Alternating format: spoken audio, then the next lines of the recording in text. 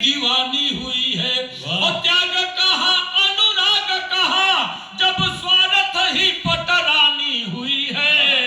और चैन की नींद कहा उनको जो गरीब की बेटी सयानी हुई है।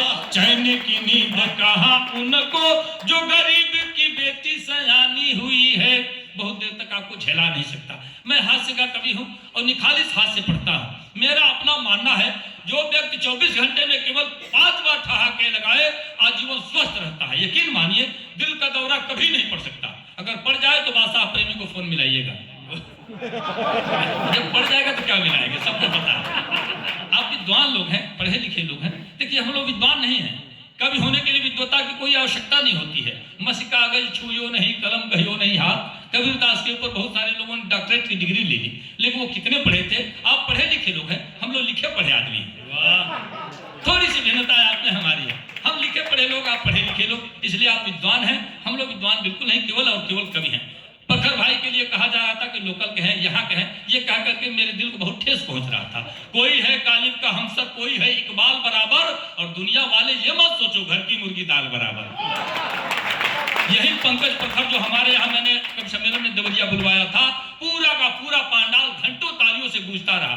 वंदे मातरम के नारे लग रहे थे। मैं धन्यवाद करता हूँ, आशीर्वाद देता हूँ पंकज प्रखर को। और रोज की इनकी कविताएं पूरे हिंदुस्तान में चर्चित हो रही हैं, चल रही हैं। मैं पुनः इस समृद्ध मंच को, आप सभी पत्रकार गण को, आप सभी श्रेष्ठ जनों को बार बार नमन करता हूं। और एक बात और बता दूं आपको, मेरे जीवन में पहली बार कप्तान साहब और आप ये बड़े बड़े आला अधिकारी बैठ के कविता सुन रहे हैं। मैं सही बता दूं, 2 लोगों से, डॉक्टर से और पुलिस के लोगों से बहुत डरता हूँ। कसम से सोचता हूँ भूल के अगर जवान फिसल गई और ये गधा बना के चालान काट दें तो 20 वर्षों को आदमी साबित करने में लग जाएगा। मैं सही कह रहा हूँ, 20 साल लग जाएगा आदमी साबित करना, आधी जवानी गई। इसलिए मैं डरता। अब पुलिस पर कोई व्यंग तो मैं करता ही नहीं, कभी नहीं करता। एक बार बेतिया के कार्यक्रम में गया था, एक सज्जन मिले, वर्दीधारी थे। भाई हमने प्रणाम किया, सर प्रणाम, हमको सर टाउन हॉल में जाना है। तो कहा जी जाके किसी आदमी से पता करो। हम अभी तक सोचते रहे कि आखिर ये वो आदमी नहीं है क्या।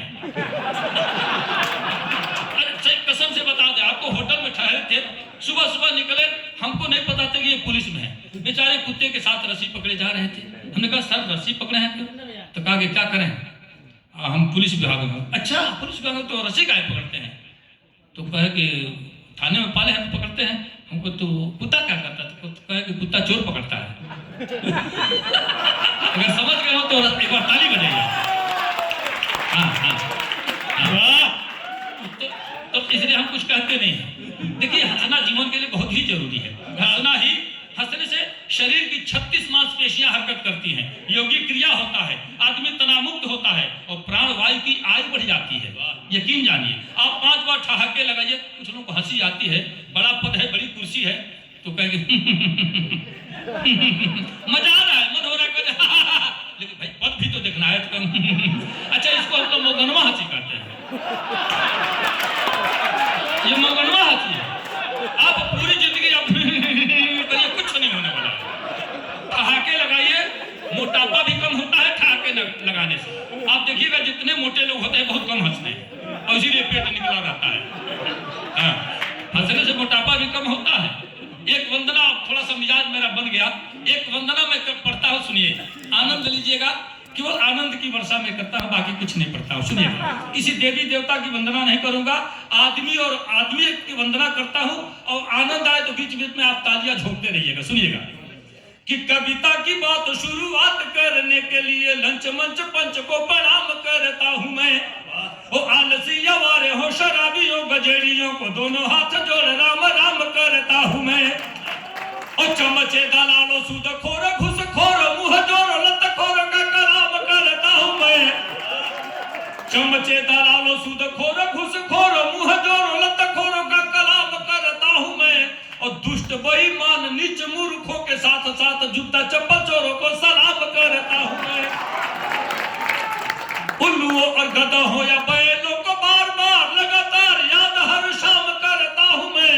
और जितने घोटालेबाज चालबाज धोखेबाज सबको नमन सरेआम करता हूँ मैं। और गुंडे मुछ मुंडे,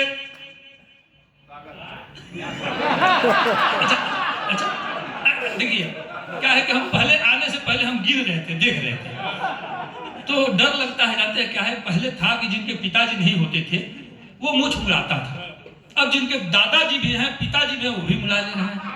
अब ऐसे संकट की घड़ी में हमने कुछ लोगों को छूट दे दिया, जैसे डॉक्टर, मास्टर, नेता, अभिनेता, पुलिस, पत्रकार, छात्र या छक्का। हाँ, ये लोग बिना मूछ के ही अच्छे लगते हैं।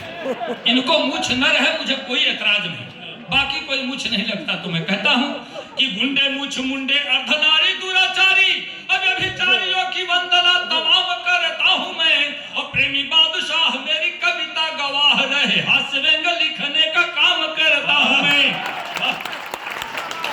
और 4 पंक्तियां पूरे सदन को समर्पित करता हूं कि सुनिए श्रीमान, मान मेरा जो बढ़ाएंगे तो स्वर्ग में सम्मान बिन मांगे आप पाएंगे। अभी नहीं, जाने के बाद बहुत लोग उत्साहित हो रहे थे। सुनिए श्रीमान, मान मेरा जो बढ़ाएंगे तो स्वर्ग में सम्मान बिन मांगे आप पाएंगे, और शुक्रिया के साथ उनके लिए दुआ करेंगे, वाह वाह करेंगे जो तालियां बजाएंगे। और सोने वाले सूरदास, पेटूदास, खाने वाले जाने वाले यार बार बार पछताएंगे, और दाद के भिखारी, आशीर्वाद के पुजारी, हम खुद ना हंसेंगे पर आपको हंसाएंगे। और हंसने की शर्त पे पढ़ता हूं सज्जनों कि कविता हमारी सुनकर जो हंसेंगे नहीं, गूंगे बहरे पशु या पाषाण कहलाएंगे। देखिए, पत्रकार गण को छोड़ के कह रहा हूं, हम लोग का एटीएम अभी फंसा हुआ है। समझ रहे ना? देखिए, माला से ज्यादा हम लोग का निगाह माल पर आता है। इसलिए इन लोग को छोड़ के कह रहा हूं कि कविता हमारी सुनकर जो हंसेंगे नहीं, गूंगे बहरे पशु या पाषाण कहलाएंगे, और साढ़ बोक भैंसे का जन्म होगा उनका जो आधी कविता के बीच उठ कर जाएंगे, और बातचीत शोर गुल करेंगे वो बकरी या भेड़